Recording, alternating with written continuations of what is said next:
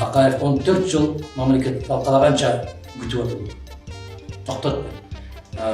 Кийинки президент Бакиев туура эмес жолго түшкөндө анан мен 2 жолу өз арызым менен эшик терип чыгып кеткен киши катары кетем. Айтып атпайбы, мен 5 жыл иштеп, анан спикерликтер ошолордундай кармашып отуруп, анан өз ыктыярымдан кеткем белечи. 5 ай. 5 ай. Эми 5 ай иштеп, 6 ай иштеп айырмасы жок.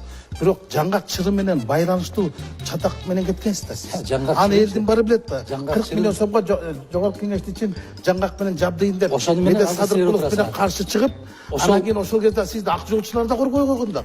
Колдобой койгон да. Барекелде, себеп эмне үчүн? Коргогон сизди ошондо. Себеп эмне үчүн? СДПК коргогон. Билесизби эмне үчүн? Эмне үчүн? Бул жок, кое отуруңуз. Анан айтып атпайсызбы? Каяктан баяктан алып калды. Сиз деле Бакиевдин убагында жанагы вице-премьер болду.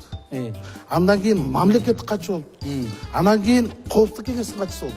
Коопсуздук кеңесинин катчысы болуп келгениңизди биз жакшы билебиз да.